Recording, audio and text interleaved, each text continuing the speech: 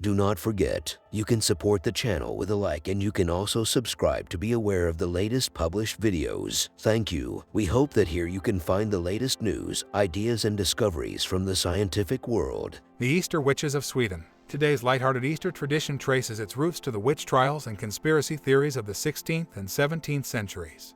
Easter, the time for egg hunts, bunnies, and witches. As folklore scholar Fredrik Skott writes, Easter witches are, in fact, a long-standing Swedish tradition. Scott traces the idea of the Easter witch to the 16th century, when a fear of witches as agents of Satan arrived in Sweden. In witch hunts of the 1660s and 1670s, several thousand people were tried for allegedly making pacts with the devil. Hundreds were executed. The means of transportation could be brooms, poles, cows, or even people, as long as they were greased with ointment stored in horns provided by the devil himself. One story Swedes told at that time was that witches flew to a location called Blackala to commune with Satan on witches' Sabbaths, often said to occur on Easter. The means of transportation could be brooms, poles, cows, or even people, as long as they were greased with ointment stored in horns provided by the devil himself. In Blackala, the ordinary world reversed. Witches sat around a table facing outward. Old people became young, and women took men's roles. Scott writes that the belief in Blackala survived for centuries. In the mid-19th century, Swedish Easter was many things: a sacred Christian holiday, a festive work-free day celebrated with pranks, and a time of real fear of witches. People lit bonfires and painted tar crosses on their barn doors to ward off evil.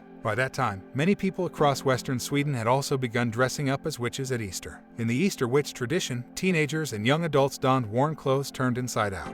Cross-dressing was common. Boys might appear as old witches while girls could play the role of male Easter trolls. Participants painted their faces or wore cloth or paper masks, often with hair and eyebrows made of moss. Some carried brooms, horns, or coffee pots symbolizing the feasts of Blackala. The costumed witches traveled around town, sometimes playing tricks in an effort to convince people that real witches were roaming the land.